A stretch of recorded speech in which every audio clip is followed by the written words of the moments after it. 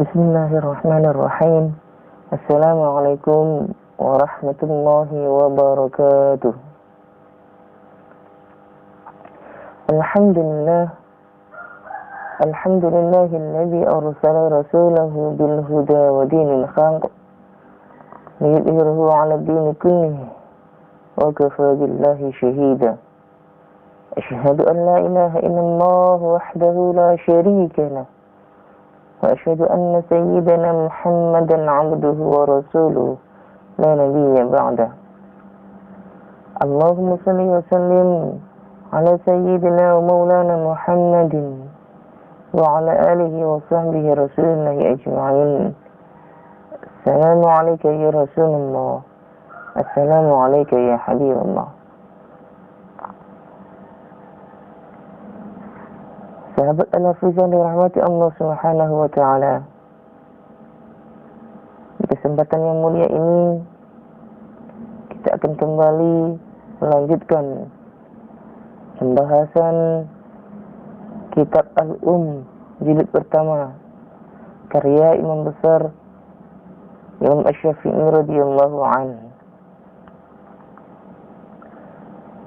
Masuk kita ke bab selanjutnya, yaitu bab yang pertama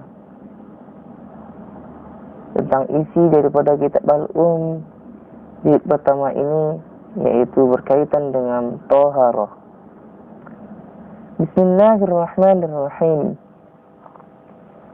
Rabi bin Sulaiman mengabari kami.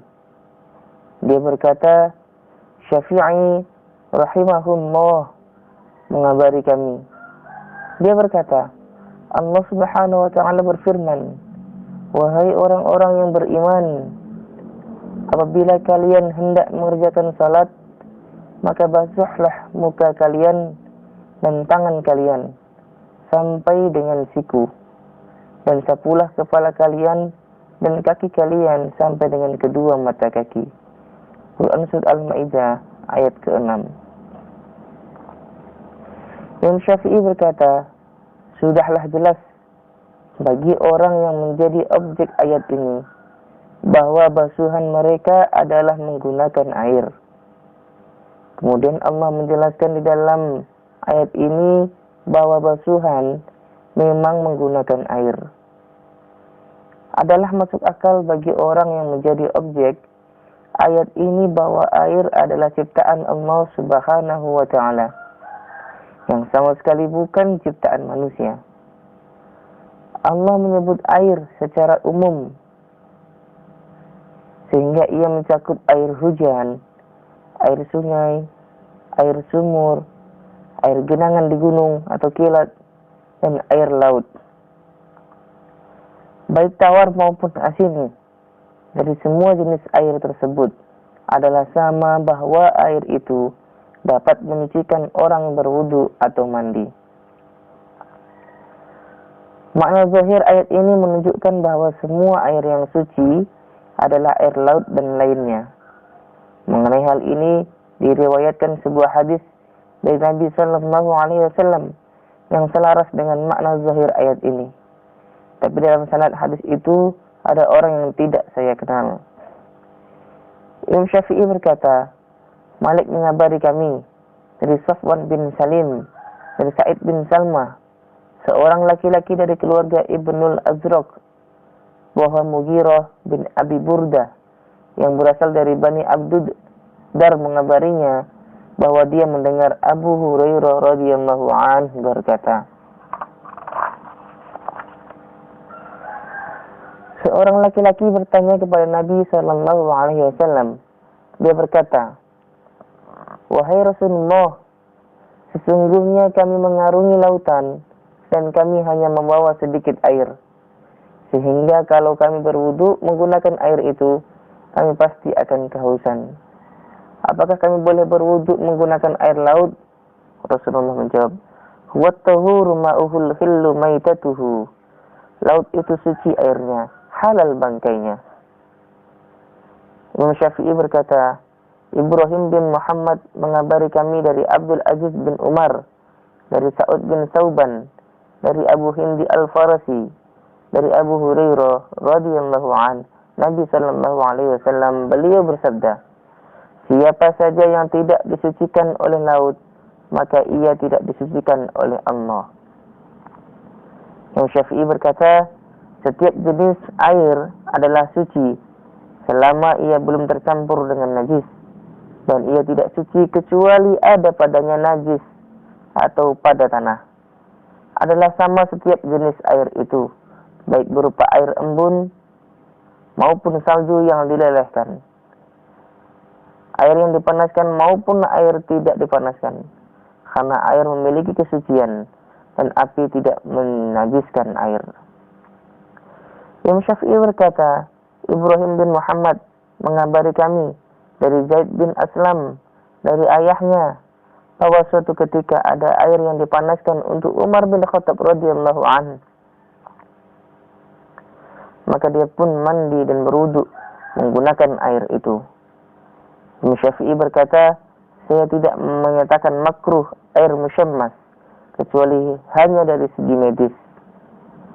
Imam Syafi'i berkata, Ibrahim bin Muhammad mengabari kami tentang Shadaqah bin Abdullah dari Abu Zubair, dari Jabir bin Abdullah, bahwa Umar menyatakan makruh mandi menggunakan air musyammas.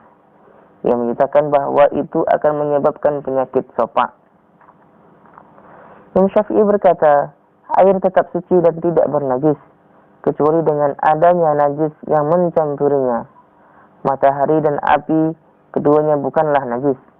Sesungguhnya najis adalah haram.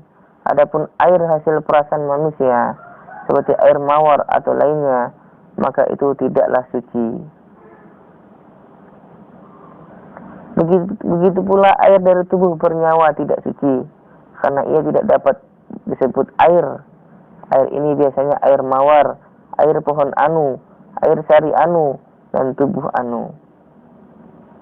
Begitu pula kalau ada hewan yang disembelih, lalu air perutnya diperas, maka air itu tidaklah suci karena cairan itu tidak dapat disebut air, kecuali dengan dikaitkan dengan sesuatu yang lain. Ia akan disebut cairan perut atau air perasan, seperti dikatakan air mawar, air pohon anu atau anu. Maka tidaklah boleh berwudu dengan salah satu di antara semua itu. Air yang bernajis dan yang tidak bernajis. Imam Syafi'i berkata, air ada dua macam, air yang mengalir dan air yang menggenang. Berkenaan dengan air mengalir, jika ke dalamnya jatuh benda haram berupa bangkai, darah, atau lainnya, kalau di situ terdapat sebuah sudut yang menjadi tempat air menggenang, maka air di sudut itu merupakan air menggenang yang dapat bernajis. Jadi kalau tempat jatuhnya bangkai itu berisi air kurang dari 5 geriba, hukumnya najis. Tapi jika berisi air lebih dari 5 geriba atau wadah air dari kulit, hukumnya tidak bernajis, kecuali jika berubah rasa, warna, atau baunya. Adapun jika air itu mengalir tanpa ada sedikit pun darinya yang menggenang, maka jika ada bangkai yang hanyut atau ada bangkai yang tercampur dengan air mengalir itu, berwudulah Anda dengan bagian air yang bukan tempat bangkai itu, karena bagian lain dari air yang terkena bangkai itu tidak termasuk terkena bangkai, sebab bagian itu tidak tercampur dengan najis. Kalau air mengalir itu sedikit dan terdapat bangkai di dalamnya, lalu ada seorang yang berwudu dengan air di sekitar bangkai itu, maka itu tidak boleh. Jika banyaknya air di sekitarnya kurang dari 5 geriba, sebagaimana hukum air menggenang, hendaklah dia berwudu dengan air yang mengalir setelah yang terkena bangkai itu. Sebab adalah masuk akal bahwa pada air yang mengalir, semua air yang sudah lewat bukanlah air yang baru datang, dan air mengalir tidaklah menyatu bercampur satu sama lain. Jika yang haram itu pada suatu tempat dari air itu ada kemungkinan bernajis, maka ia bernajis. Kalau tidak seperti yang saya deskripsikan, dan air mengalir itu sedikit lalu tercampur dengan najis pada sebagian darinya di satu tempat lalu mengalir, maka najislah air yang sisa darinya.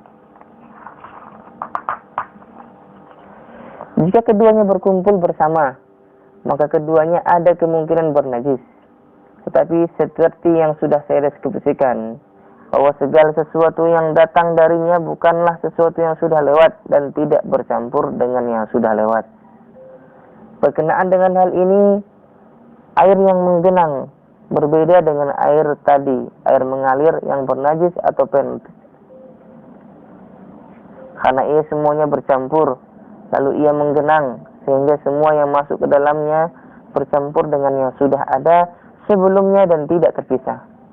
Lalu mengalir sebagian darinya sebelum yang lain sebagaimana terpisahnya air yang mengalir. Imam Syafi'i berkata, jika air mengalir itu sedikit atau banyak, lalu bercampur dengan najis sehingga berubah bau, rasa atau warnanya, maka air itu bernajis. Jika kemudian ada sebagian dari air itu yang mengalir dan berubah disebabkan najis yang bercampur dengannya, maka hukumnya adalah air berubah atau bernajis. Lalu jika ada sebagian lagi dari air itu yang mengalir dan tidak berubah, maka aliran air yang tidak berubah tadi hukumnya suci, sedangkan air yang berubah tadi hukumnya bernajis.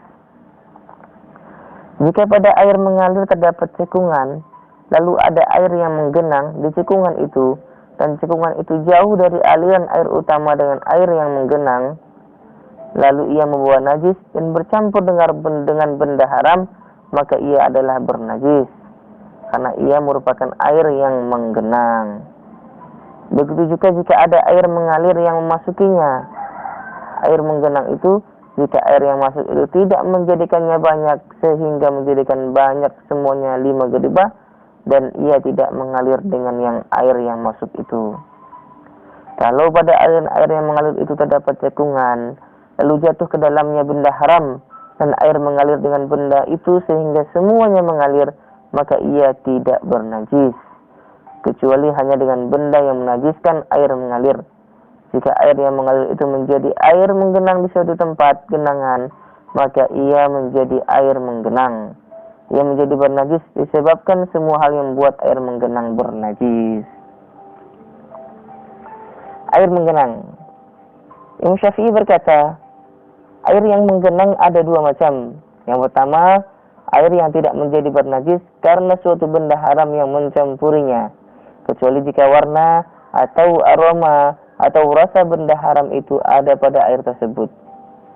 Jika suatu benda haram ada di dalam air jenis ini dengan salah satu yang sudah kami deskripsikan, maka air itu bernajis seluruhnya, baik banyak maupun sedikit. Adalah sama saja apabila benda haram itu ada di dalam air yang mengalir atau air yang menggenang. Kedua, air yang bernajis dengan segala macam benda haram yang mencampurinya, meski benda itu tidak ada lagi dalam air tersebut. Jika ada yang bertanya, apakah alasan pembedaan antara air yang bernajis dan air yang tidak bernajis dan yang tidak bernajis dan tidak berubah salah satu dari keduanya? Maka jawabannya adalah sunnah.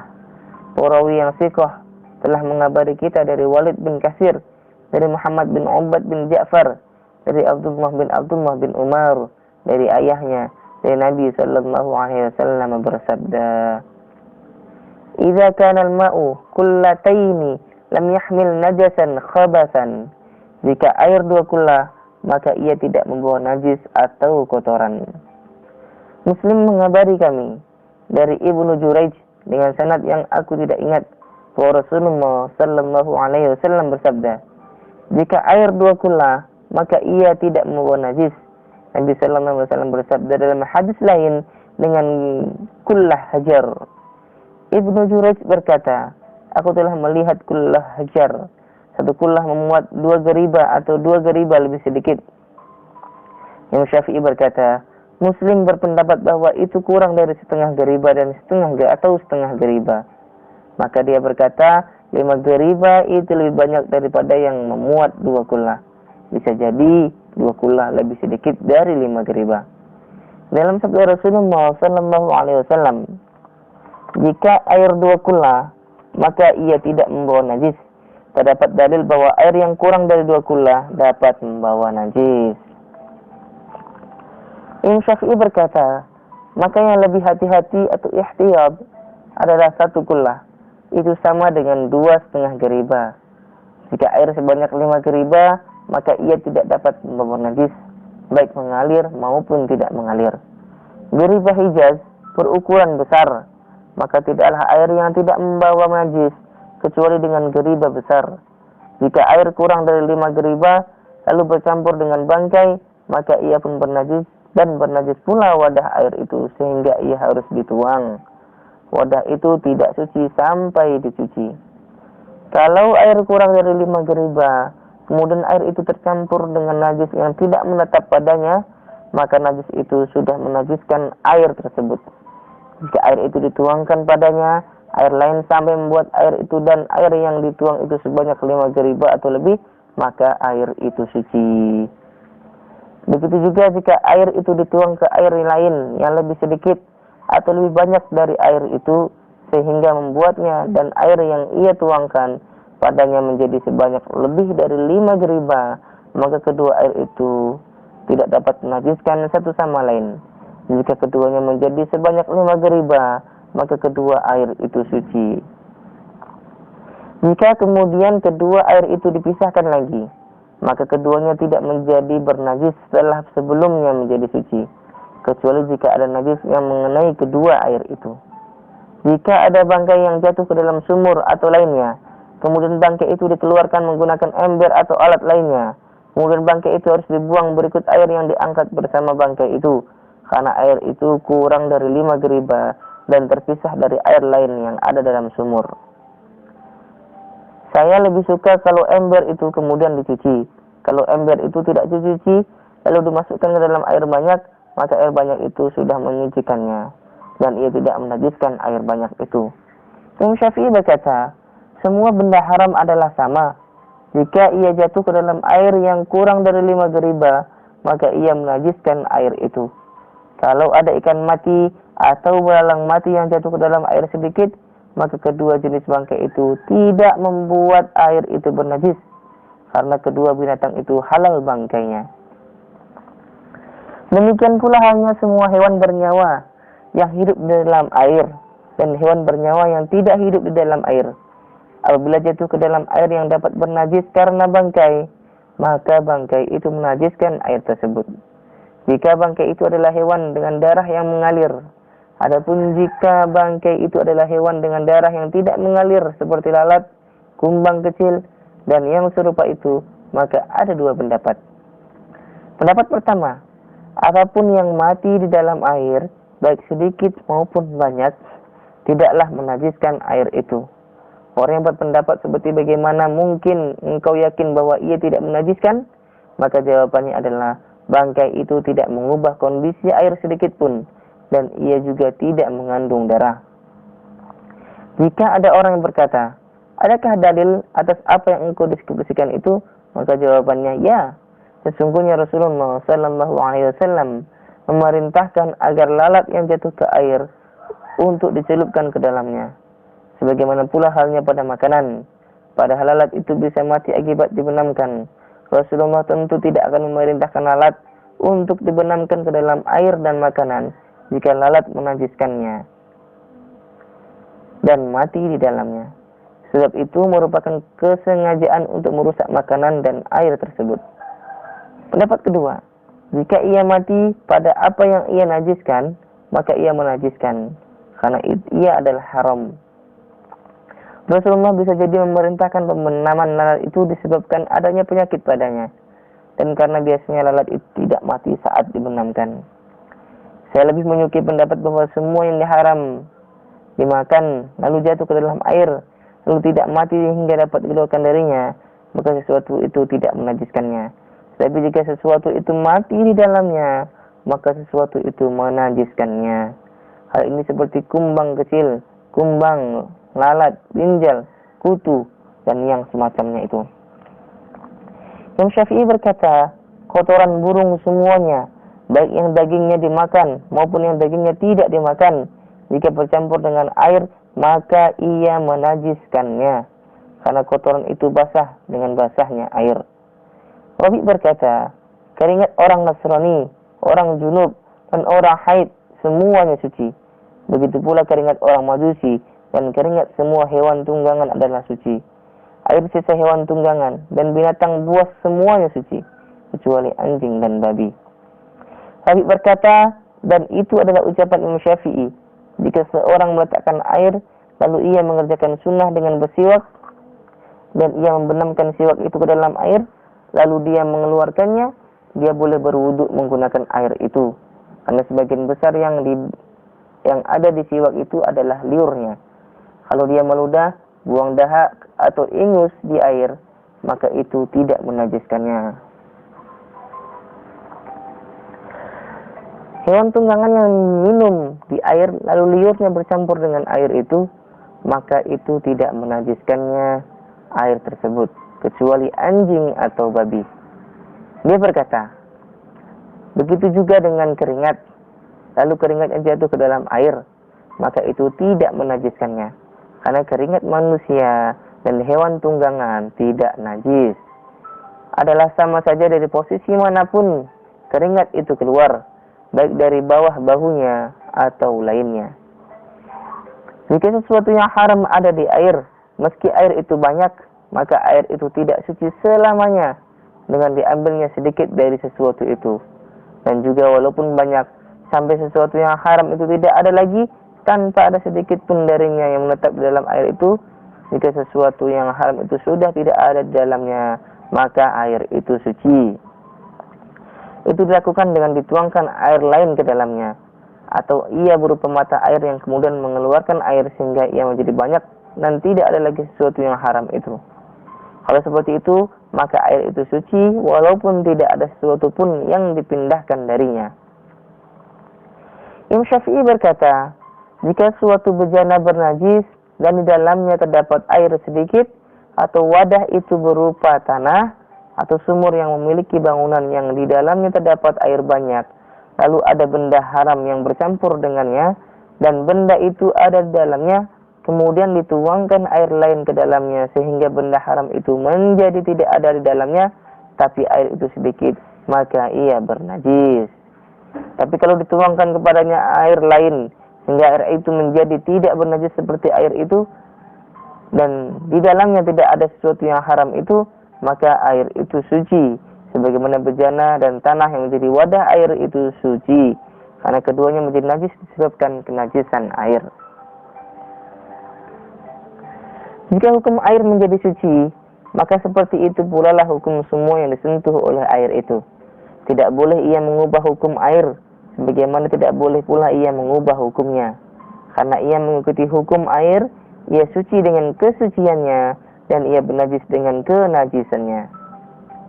Jika suatu air sedikit ada di dalam sebuah bejana, lalu bercampur dengan najis, maka air itu harus dituang dan bejana itu harus dicuci.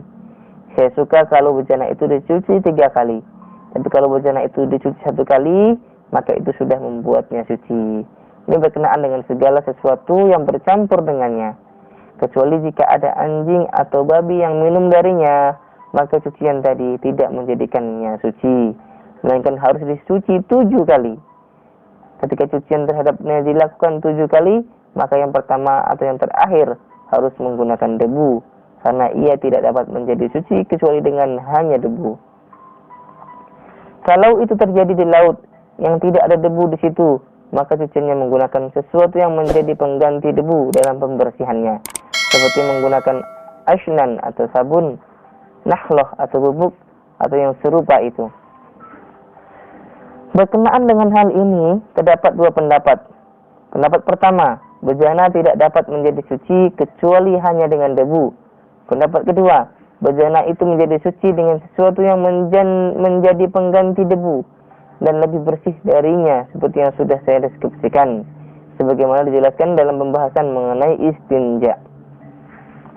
Ketika anjing dan babi menyebabkan air menjadi bernajis dengan minumnya kedua binatang itu, maka keduanya juga membuat najis air yang disentuh badan keduanya. Meski pada keduanya tidak terdapat najis dan semuanya tidak menajiskan dengan minumnya, maka jika ia masukkan ke dalam air 1 tangan atau 1 kaki atau sesuatu dari anggota tubuhnya, maka itu tidak membuat air itu bernajis, kecuali jika pada bagian yang dimasukkan itu terdapat kotoran. Maka air itu menjadi najis akibat kotoran tersebut dan bukan akibat tubuhnya. Jika ada yang bertanya, bagaimana mungkin engkau menyatakan bahwa jika anjing atau babi minum di sebuah bejana, maka bejana itu tidak dapat suci kecuali hanya jika dicuci 7 kali. Padahal engkau menyatakan bahwa jika ada bangkai atau darah yang jatuh ke dalamnya, maka bejana itu sudah suci jika dicuci 1 kali. Sementara tidak ada satupun dari semua yang disebutkan tadi yang meninggalkan bekas pada bejana, maka jawabannya demi mengikuti ittiba Rasulullah sallallahu alaihi wasallam. Imam Syafi'i rahimahullah berkata, Ibnu Uyainah mengabari kami dari Abu Zanad, dari A'raj, dari Abu Hurairah radhiyallahu anhu bahwa Rasulullah sallallahu alaihi wasallam bersabda, jika anjing menjilat bejana seorang dari kalian, maka hendaklah dia membasuhnya 7 kali. Malik mengabari kami dari Abu Zanad, dari A'raj, dari Abu Hurairah radhiyallahu anhu, dia berkata, Rasulullah sallallahu alaihi wasallam, jika anjing minum dari bejana seseorang dari kalian, maka hendaklah dia membasuhnya 7 kali.